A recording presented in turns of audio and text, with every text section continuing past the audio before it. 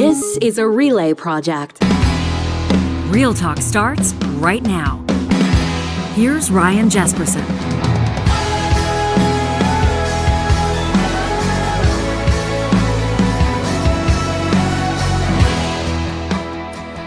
Welcome to what promises to be a powerful edition of Real Talk. It's like a dad joke in the first 5 seconds. We're talking about a big new wind farm that's coming online in the province of Alberta. They say enough to power 160,000 homes. This amid a cold snap that has got a lot of people talking about power sources and what fuels the grid, so to speak, and what the future of energy looks like in Alberta and across Canada. Not just with actual power delivered to the grids and then to your home and your business, but also where the jobs are, where the infrastructure investments are, where the future is going, so to speak. This is a real project. It's built. It's ready to go. This isn't hypothetical. This isn't theoretical. And I'm looking forward to getting the details. Of course, we're going to ask about Alberta's moratorium on wind and solar development. Of course, we'll talk about other hurdles and public perception and why Alberta. Will Alberta still be able to make that claim as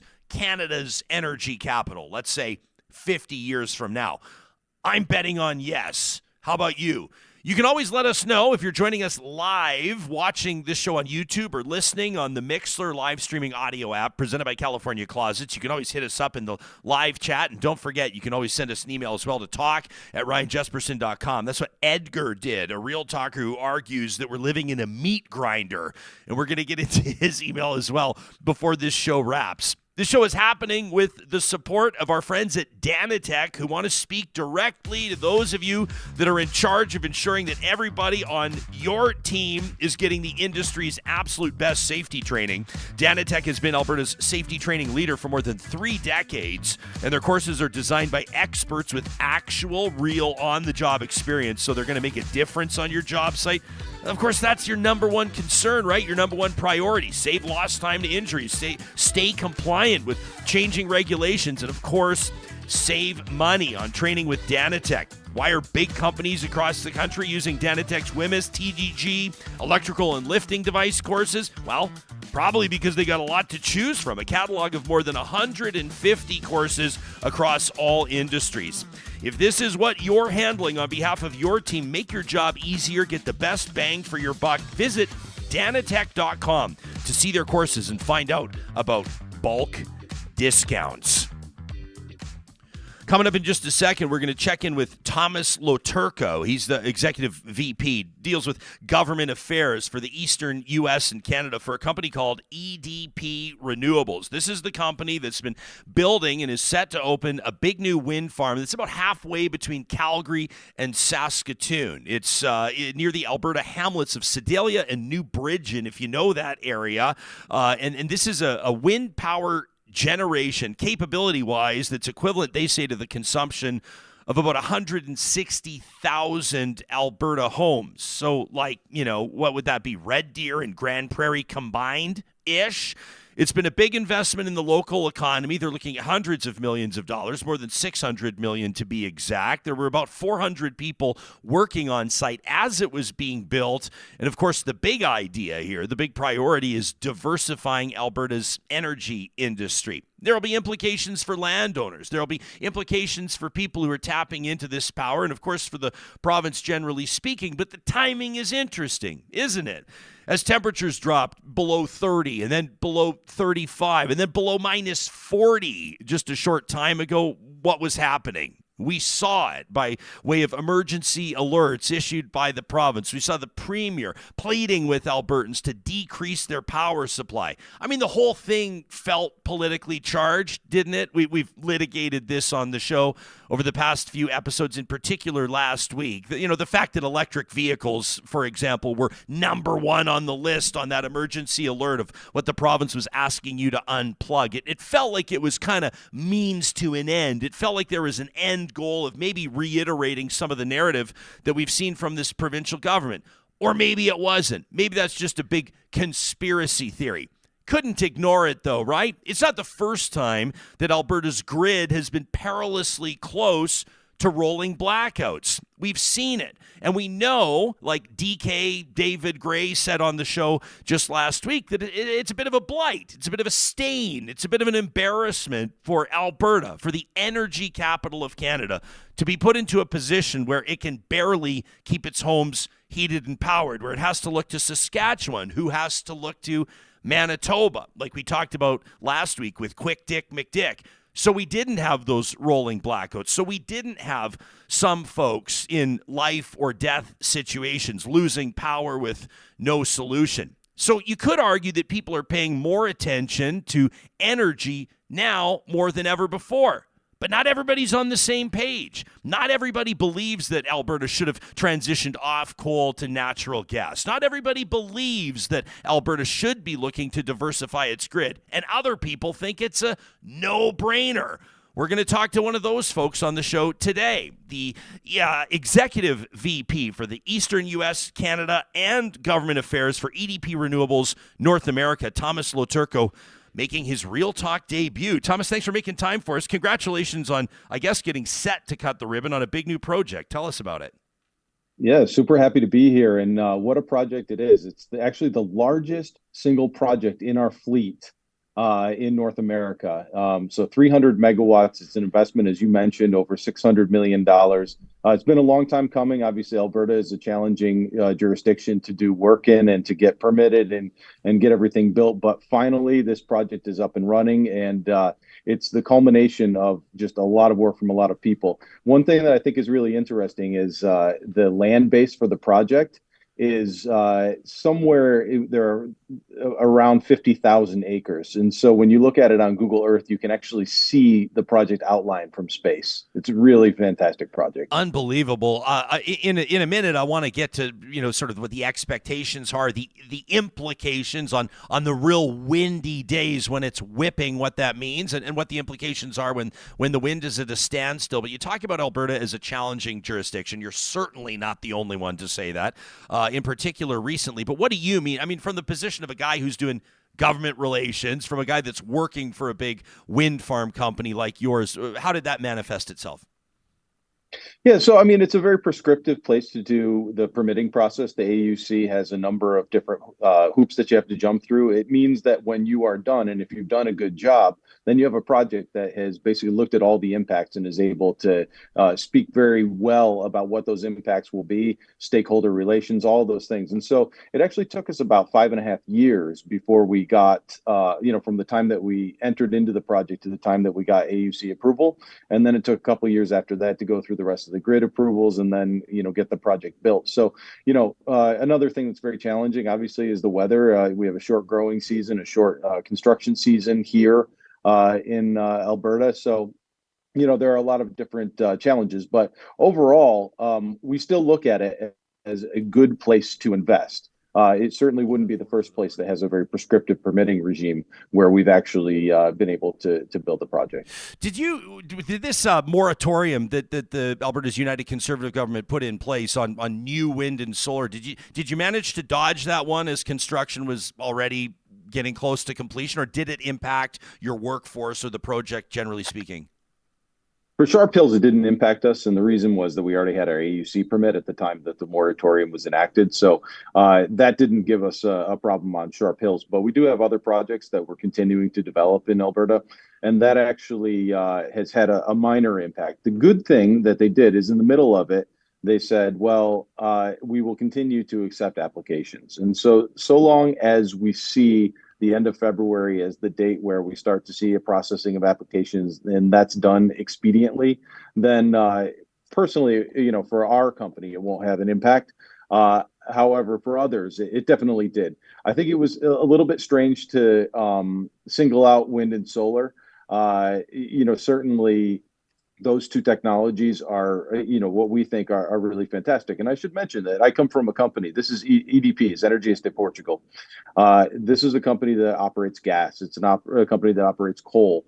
It's a company that runs the wires in 3 different jurisdictions. And then, of course, we have renewables. So we are an entity that really believes in an all of the above strategy, although over time will continue to decarbonize and look to be net zero by 2030. I mean, yeah, you're far from the only traditional energy company, or if you want to say oil and gas company, that's branching out or expanding into renewables. It seems like sort of an obvious, if not prudent, thing to do for the long-term health of a company. Yeah. I think it's good for the long-term health of the company, but it's also good to diversify just on the grid, right? I mean, so there are moments. You were talking a little bit about the issues that we saw in Alberta with coming very close to rolling blackouts, all of that. It's good to have that all of the above strategy. It's good to have a strategy in which you've diversified, because there are a lot of different extreme weather events that are hitting each jurisdiction, whether that's PJM in the east of the United States, MISO right down the center. All of these different areas are seeing extreme weather events, and you need to have backups. When you were talking to David Gray the other day, he was explaining the simple math that's done on having backups, making sure that if something has a 10% failure rate and you back that up with another 10% failure rate, you've got 1% and so on. I think that makes a whole lot of sense, especially, I'll give you a really good example. A lot of times, wind, solar, sometimes it gets blamed for these things because it's a new kid on the block. But if you look at the Winter Storm Elliott back in 2022, and my family and I got stuck in that in Pennsylvania on our way back for Christmas. That was one of the windiest events. And actually, if it hadn't been windy and our fleet was operating 100% for 4 straight days, if it hadn't been windy, you would have seen rolling blackouts in places like PJM and in other places near TVA.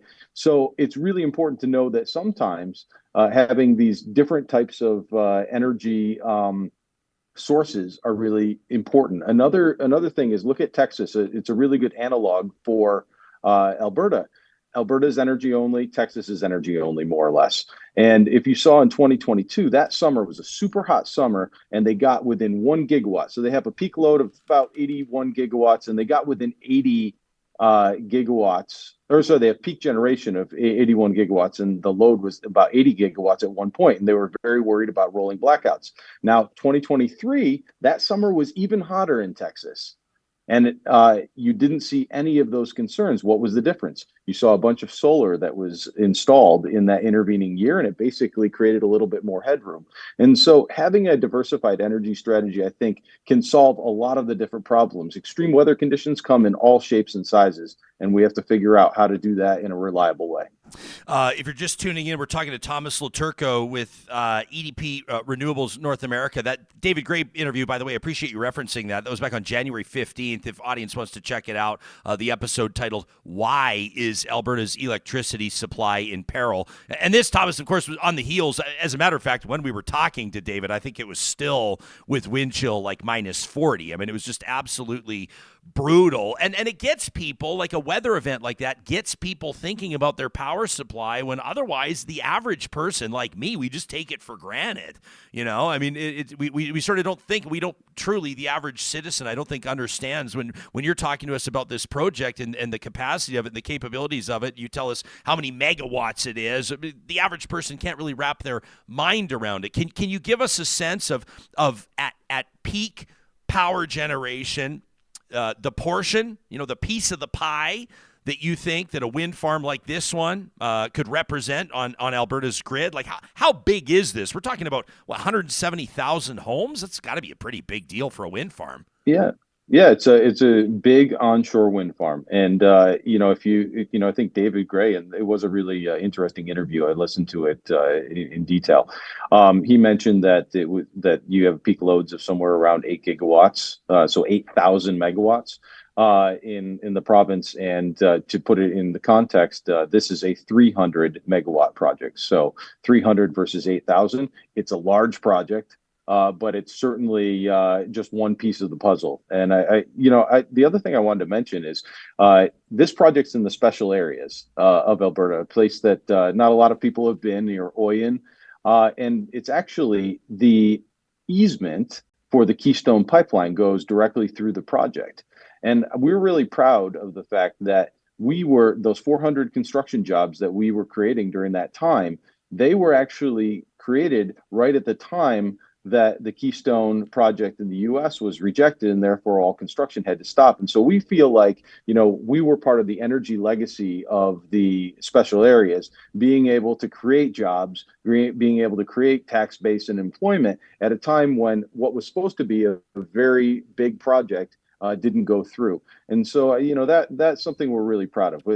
The thing that I always say, given my upbringing and where I'm from, I come from the Rust Belt in Northeast U.S. The economic development side of the project, we have 50, 60 individual landowners who are going to see payments from this. We have massive amounts of tax base that go to the special areas. If somebody had offered something like that in my hometown, maybe I would have been able to stay there, for example. And so I'm just really proud of what the project's going to bring, and not only the reliability, but also a hedge against gas prices, a hedge against power prices in the future. Thomas, interesting, and we'll put this in the show notes so people can link directly to it, or folks can just Google Sharp Hills. That's the name of the wind farm, Sharp Hills EDPR. That's the company. You'll see there an installed capacity of 297 megawatts of renewable energy. It talks a little bit about the area, the Sharp Hills, named by early surveyors who used them as a reference point for surrounding area. And the project area, the note says, primarily used, at least up to this point, for grain farming and cattle grazing. One of the objections that we had heard in the context of talking about that moratorium and pressing pause was that some landowners weren't thrilled, and there were a million theories about why. Some thought it may be jealousy, who was getting paid and who wasn't. Some thought that some folks may just be inherently against renewables. But the idea, you saw it, the blight on the landscape, argued the government, the big wind towers, the big solar panels. We don't know if people want to look at that. People concerned about whether or not we're converting prime agricultural land into solar farms or wind farms, and is that a good use of this natural resource? How do you answer those objections when you're meeting with landowners? How do those conversations go? Can you take us into it?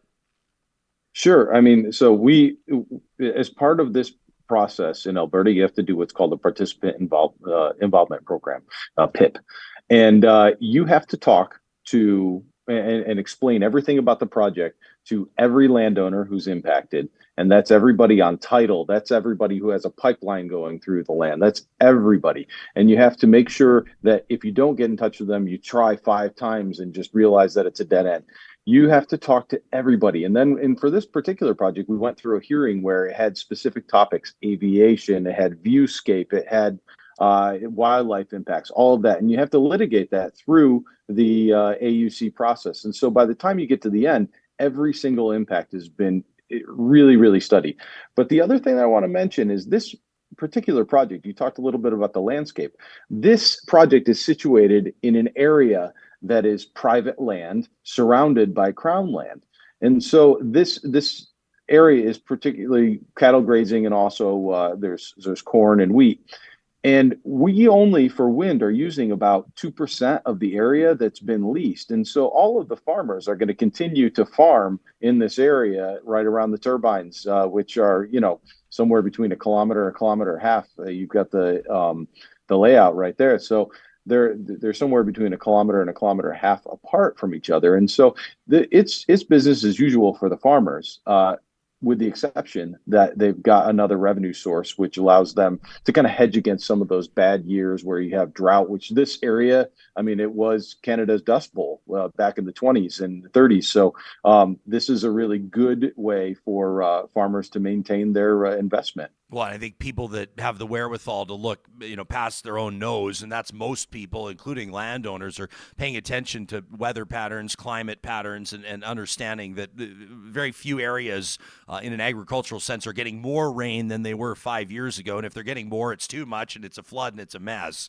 I mean, all of this obviously part of a bigger conversation. I mused, or I wondered aloud, if Alberta will still be able to make the claim as Canada's energy capital 50 years from now. I'm a proud Albertan, and my bet is yes. I'm going to bet on Alberta. And I think that generally speaking, I see the innovators and the entrepreneurs and the tradespeople and everybody around me. And I think that all the resources, natural resources, human resources are there.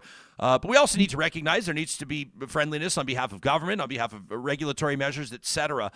Why Alberta for a company like yours? I mean, do we get more wind than elsewhere? Do we get obviously we get some more sunlight at some parts of the year, less in other parts of the year. Does Alberta have a natural inherent advantage when it comes to renewables?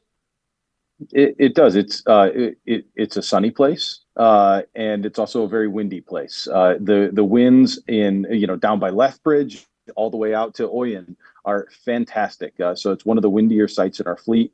It makes a lot of sense where we do solar or where we're developing solar. It's surprisingly high capacity factors for solar out in Alberta, just because there is a lot of the clouds are basically filtered by the mountains in the west, and so it's a really good place to work. The energy only market, it has its ups and it has its downs, but it also has the fact that there's liquidity. And so what you see for a company like us is the off-takers don't need to be necessarily those incumbents like your TransAltas and your Capital Powers and those entities.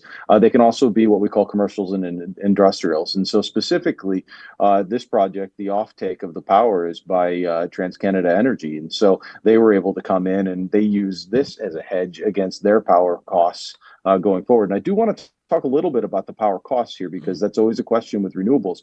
If Alberta is to be the energy capital of Canada in the future, and it's going to have a diversified energy mix, it has to make sense for everyone. And this is what I'm really most proud of. The project itself, the power price that we sell it's a lot less than the current pool prices in Alberta. And so this is a real, when the wind is blowing out at Sharp Hills, it's suppressing the overall power price in Alberta. And that's really good for Albertans in their bills. And the other thing I'd say is that because our fuel is free, we sign up for that contract for 20 years, or in this case, it's 15 years, but we sign a flat price for that whole time. What that means is that in this era of a lot of talk about inflation, we are an actual deflationary instrument, meaning that we can guarantee that power price over time, even as gas prices go up and down, even as the price for other fuels go up and down. We're able to maintain that for the entire contract length. Do you sort of like have this sense that the public, the general public, is open to this, welcoming to this? Do you get the sense that there's kind of this healthy cynicism that will be answered over time as the technology rewards people with lower prices, more reliability? Like, how do you approach that? Some industries go, we better get in front of this and make sure we advocate and represent ourselves well. And other industries go, I'm not really too concerned about people on Twitter. Where do you land?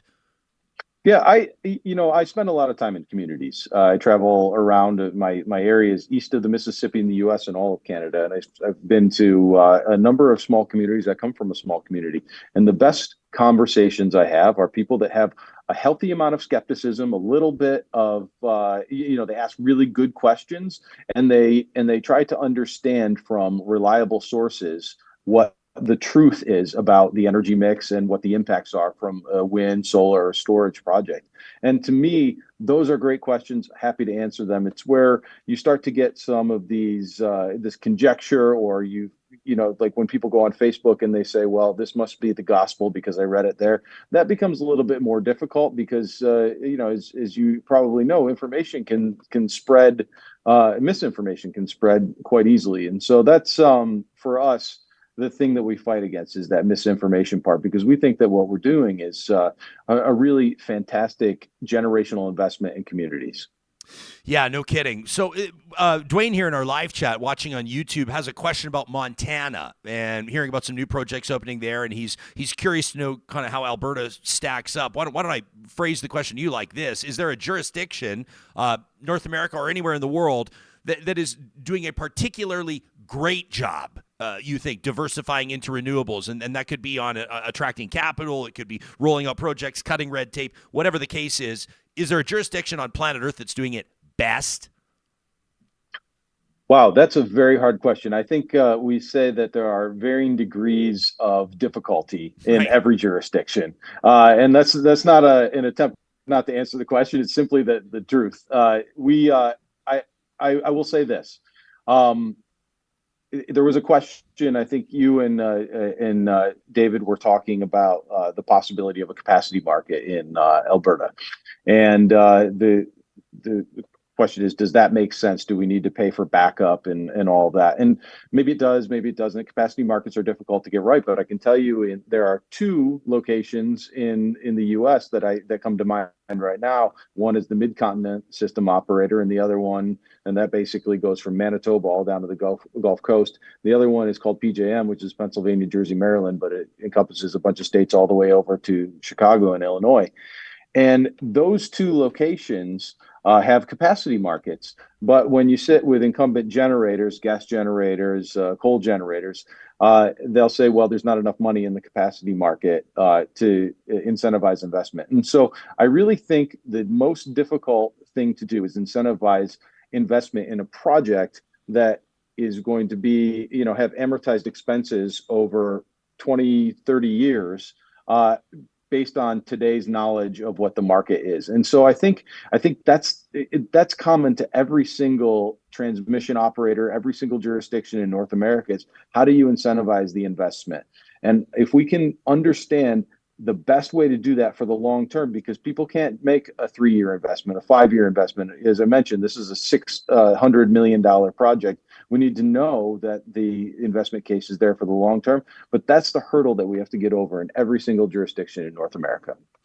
Is this still accurate? I'm reading, quoting from airswift.com. This was published in 2022. I know a lot can change, but it has Sharp Hills, this wind farm we're talking about in Alberta, listed as the biggest wind farm in the country. Does it still hold that title as far as you know? We did a little research on this actually, and I think there are two others that are larger than ours. As far as I understand, one is in I thought one was in Ontario, and the other one may be Alberta or BC, but I think we are third right now. It's interesting to see, though, and again, I'm citing airswift.com for people that want to look it up themselves, but they list Canada's wind energy projects. Again, this was from 2022. Over the next 10 years, BC with 5 projects, a total value investment-wise of $4 billion. Alberta, 18 projects, as opposed to 5 in BC, worth $5 billion, and Ontario with 2. Worth $3 billion. I mean, sort of at that time, Alberta leading the nation, which is what we were talking about in the context of that moratorium. It's just, I think it's interesting for people to see in a part of the world, in a province where obviously a lot of people that have had wonderful careers in oil and gas are very protective of that industry, and politicians obviously, they wouldn't prefer the word, but they pander to that industry because they know where their support comes from as well. Everybody knows it. At the same time, you look at the potential that Alberta has, and not just potential, the shovels in the ground, the investment that's happening. And I think for people that are working in energy, I love that point you made, even about your own company, and you're not the only company that's involved in coal and oil and gas and wind and a whole bunch of other forms of energy. I think it's just a really, really good news story, and I think that it should encourage Albertans, regardless of what form of energy industry they're working in. Well, I can tell you that I'm doing this interview right now from our North American headquarters in Houston, Texas. So if you could ever see the confluence between renewables and oil and gas, this is the perfect place to see it. We come right now from we're one of the largest tenants in a building that's also occupied by Hess. So I think that's why I think that Alberta's position in the landscape is the energy capital of Canada. I don't think we'll be threatened, because I think our contribution to that on the renewable side actually bolsters that claim. Great stuff. Thomas LoTurco, EVP for Eastern U.S., Canada, and Government Affairs. That's not a light job title, by the way. I was reading that. I'm like, that's all one person? Anyway, for EDP Renewables in North America, you can find out more about what they're doing by following the link in the show notes. Thanks, Thomas, for doing this. We appreciate it. Really appreciate you having me. Thank you. You got it, man. Thomas checking in from Houston, Texas. We'll get to some of your comments on this in just a second. That conversation made possible by our friends at Friesen Brothers. 16 different Alberta communities. I wonder which would be the closest one to that wind farm. Give a shout out to some of those Friesen Brothers across the province. We love that one in Fort Saskatchewan. We love that one in Hinton and Brooks. Shout out to you as well. There's 16 of them, still all family owned. Coming up on 75 years, if you can believe it. Friesen Friesen Brothers has you covered on the comfort food through this cold month of January. You can check out online all the different links, including that recipes link at friesen.com. Not only do they have great ideas and the recipes on how to make them happen, like that shepherd's pie, how about a Greek chicken wrap with tzatziki sauce or slow cooker barbecue ribs? And there's more and more and more beef stroganoff in your slow cooker. They've also got videos on how to make it, so you're going to look like a genius in front of your family or friends. Friesen Brothers is Alberta grown and Alberta owned. You know, we mentioned California Closets. They're the ones that present that Mixlr live streaming audio app. Is a great way to listen to us on the go. California Closets wants you to remember that they've got you covered so you can meet your commitment to yourself in 2024 to declutter and to get organized. California Closets, the experts in custom closets and storage solutions for the entire home. It all starts with a free design consultation, whether it's your walk-in closet you've always dreamed of, maybe it's the home office / guest room that could use a Murphy bed, or a laundry room that desperately needs to be organized. And don't forget about the garage as well. Nobody does garages like California Closets. You'll find them online at californiaclosets.ca. If your big home improvement is going to be outdoors and it's coming up this spring, you are going to want to check in this week, right now, without delay, with Eden Landscaping at landscapeedmonton.ca. You know, we're talking a lot about climate, even right there with Thomas. And we see the changes in weather patterns and the implications that it has on what's happening, precipitation, drought. Well, landscapers need to be paying attention to this as well, right? The team at Eden Landscaping is always leveling up their knowledge and their understanding of new technologies, new techniques of design to ensure that your yard will weather those storms or those droughts as best as possible. It may influence the plants you're putting in there, the type of turf that you're going with, and a million other factors. You're going to want to work with a team that has more than 20 years of experience and has earned the return business of its clients, and that is Eden Landscaping, online at landscapeedmonton.ca.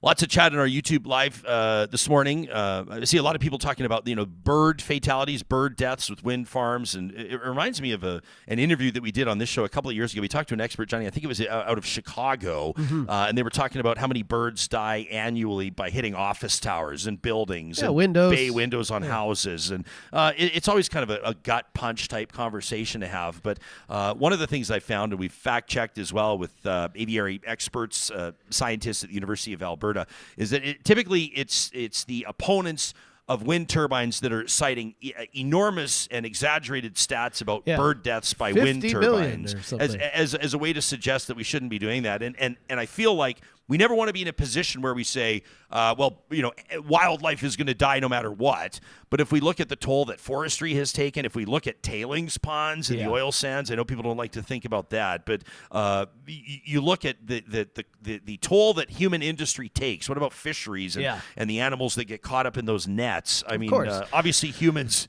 we have a toll on planet Earth. I don't want to say we're a plague, but it's hard to live alongside nature and not have an impact. I mean, you're talking about all these power lines, like birds fly into power lines. Animals get caught in fences where we're trying to keep them out from food. I mean, and that's another thing where we're growing food.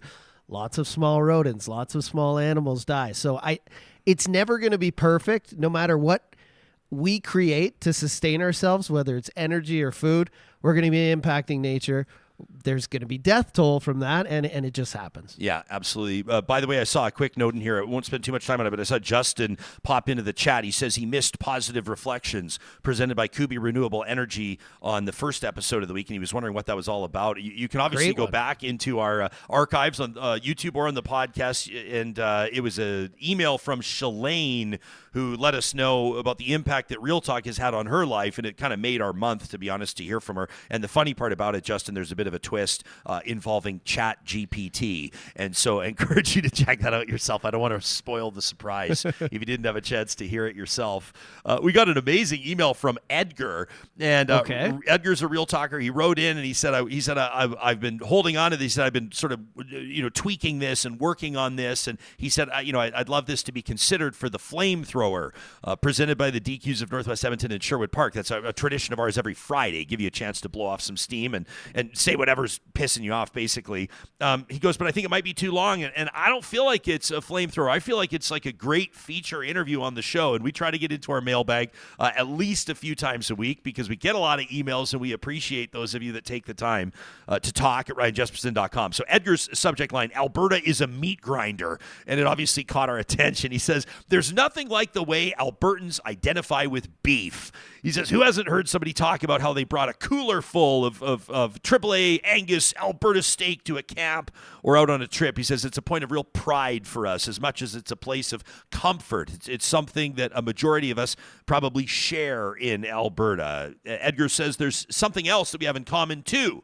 Much like the cattle that dot our prairies, Albertans are fattened up, put out to pasture, and eventually put through the meat grinder that is this province.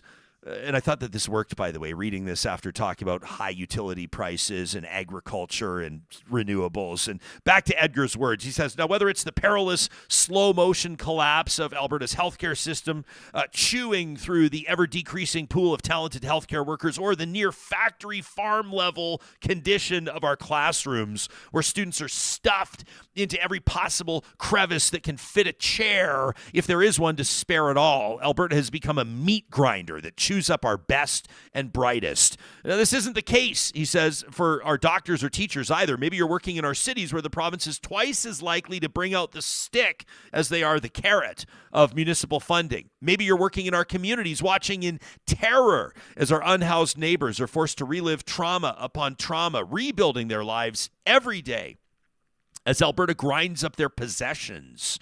Talking about, of course, taking these camps, these encampments apart, grinds up their possessions, their rights, and their dignity. Edgar says, maybe you're one of the people in our 2S LGBTQIA plus communities who made their homes across this province, who hear the gears twisting over their friends and families east and are terrified of something similar happening in Alberta, as in New Brunswick and Saskatchewan. Maybe you're someone who saw the protests that happened a few months ago, watching as people marched against your existence and the existence of kids like you. The grinder doesn't discriminate. Or maybe it does.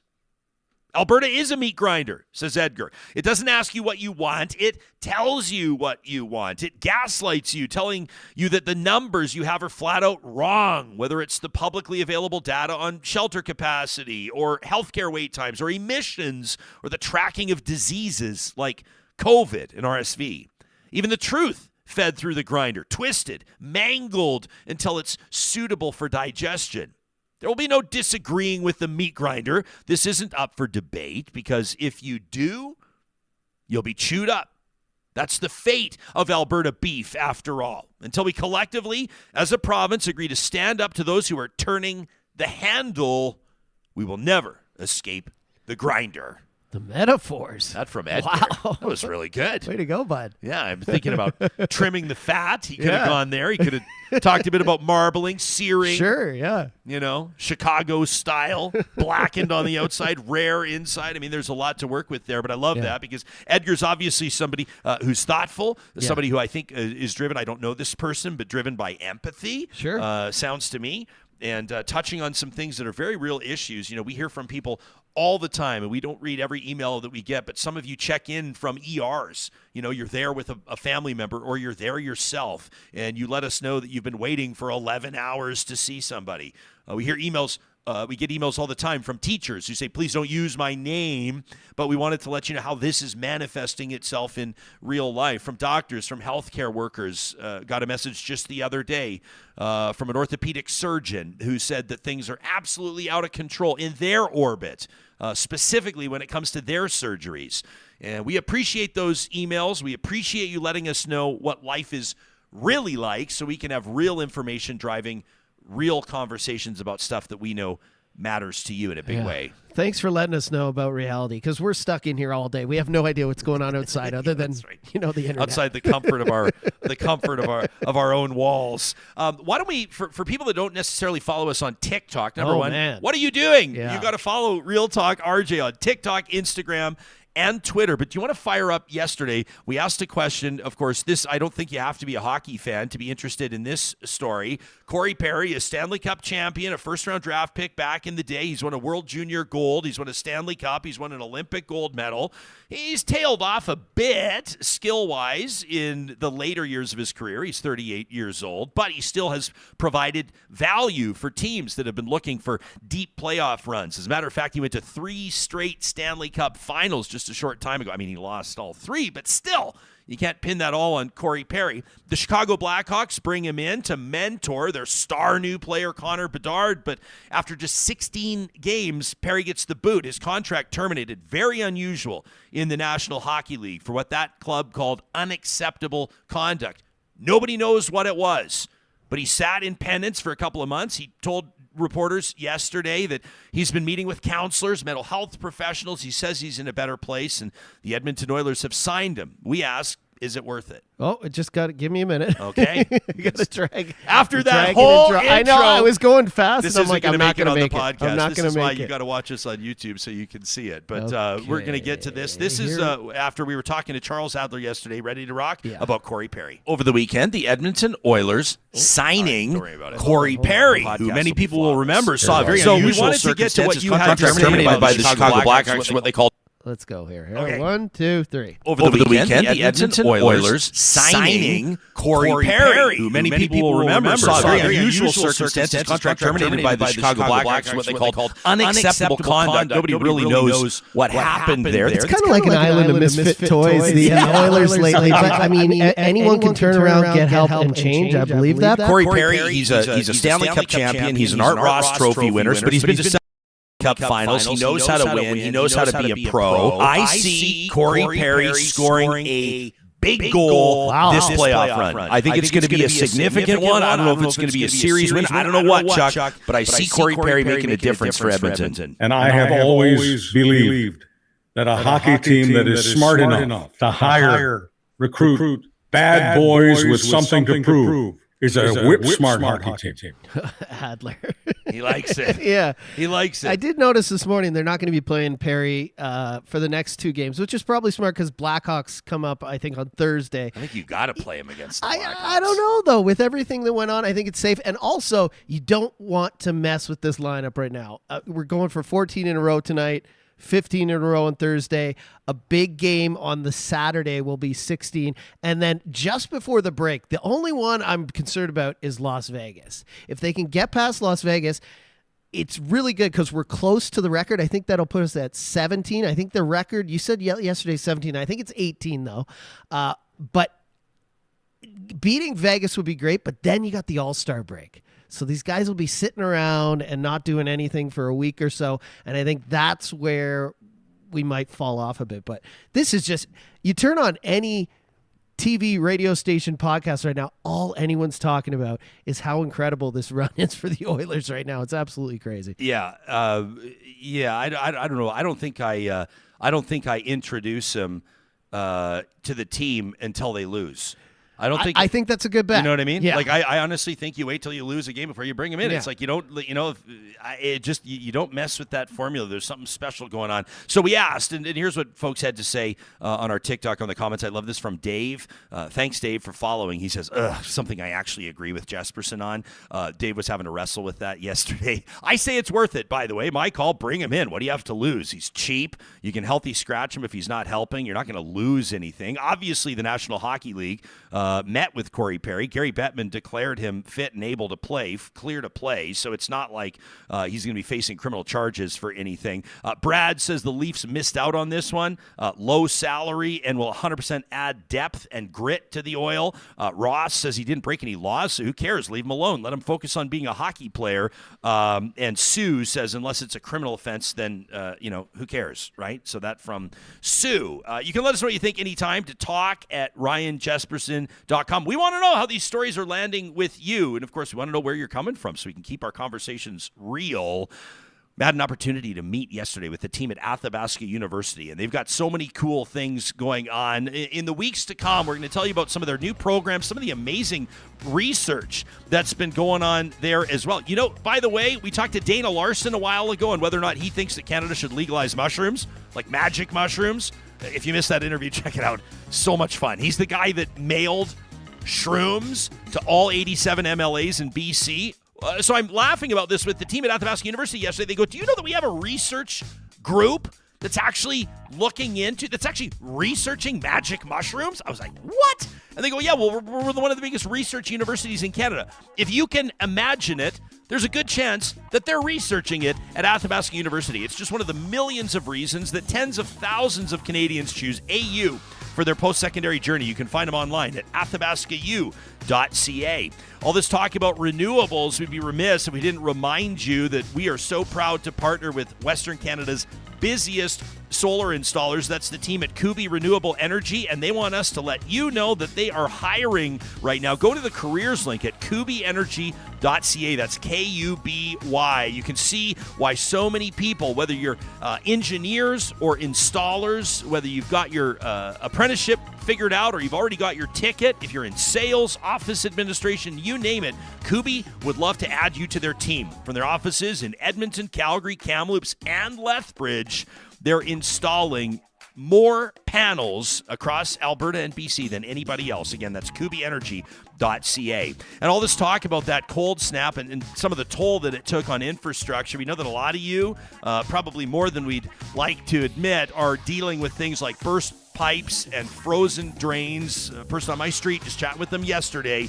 They've been navigating that nightmare for the past few days. If that's you, if this is grabbing your attention, take 2 seconds to check out CompleteCareRestoration.ca. Our friends at Complete Care have been working for more than 25 years on reversing fire damage, flood damage. They're experts in getting rid of black mold and asbestos. This isn't the type of thing that you want to leave to just anybody, and definitely not something you want to handle yourself. The stakes are too high. They're experts in maintaining open communication with you through the job, and they handle all the documentation and the reporting for regulatory compliance to make sure that you have peace of mind. It's all part of what comes with dealing with Complete Care Restoration. Through the rest of this week, we're going to be paying attention to developments down in the U.S. You saw Nikki Haley, a bit of a bounce back just last night, making things interesting in that race for the presidential nomination, that Republican nomination for president. We're going to be taking a closer look at what the Liberals are doing in Montreal as well, in that cabinet retreat. If you missed our conversation as we wrap now with Charles Adler, I want to encourage you to check it out. That was our Monday episode of the show, January 22nd. His take on what the Trudeau cabinet, we're talking the ministers, need to do, how they need to change their mindset to gain back ground lost to Pierre Poilievre. Is the next federal election a foregone conclusion? Far from it. We'll continue to follow that story and others, including the NDP leadership race. Thanks for being a part of it.